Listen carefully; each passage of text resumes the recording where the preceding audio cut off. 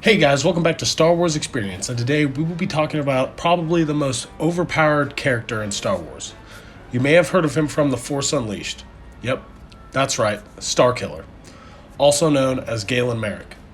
Before we get started, if you don't mind smashing that like button and make sure you subscribe to keep up with all things Star Wars. Alright, let's get to it. Galen Marek was without a doubt an extremely powerful Force user. But what makes all that power interesting is his story, like what caused him to join the dark side, and why Darth Vader wanted to use him. It all began 19 BBY when Galen was born.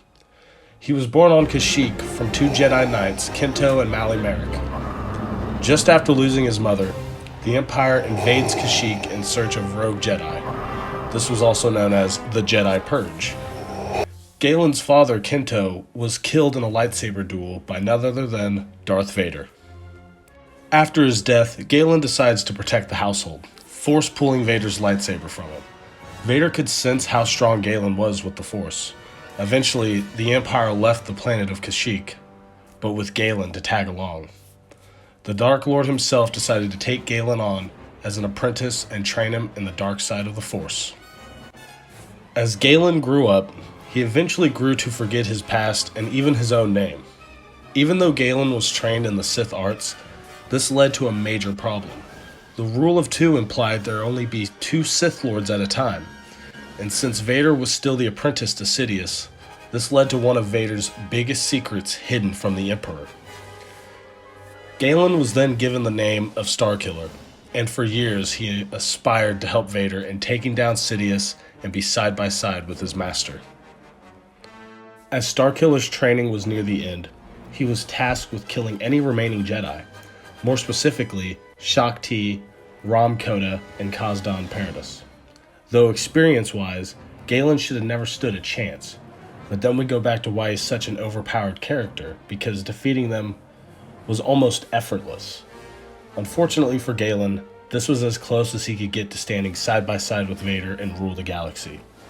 This was because Sidious found out, and things got heated. Fast.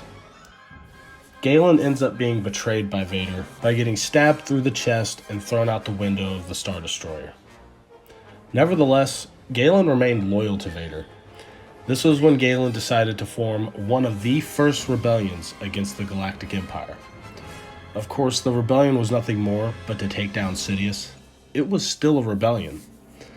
And Galen ended up forming this rebellion involving Bail Organa, Mon Mothma, and Garm Iblis.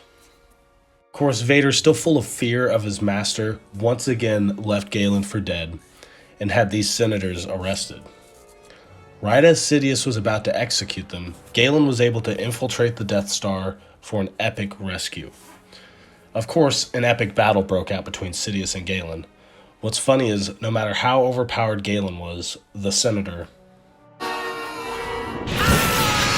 was still able to defeat him and actually kill him. Even though Galen did end up dying, it gave the Senators the perfect amount of time to escape from the Death Star. One of the things I find truly awesome about Galen's story is the fact that his actions eventually led to the destruction of the Galactic Empire. It was this spark that allowed the Alliance to restore the Republic to reform. What I find even more heroic was the rebellion adapting Galen Marek's family symbol as the new symbol for the rebellion. I hope you found this video interesting, and I hope it informed some of you who may not have even heard of Galen Marek. Let me know down in the comments your thoughts on him. Would you like for Galen to be canonized, or do you think he's a little too overpowered? Personally, I think he would be too overpowered, but lowering his abilities just a little bit could start a great storyline in canon and even live action. And before I go, let me know who else you want me to review in the next video. Thanks again for watching, and I'll see you next time.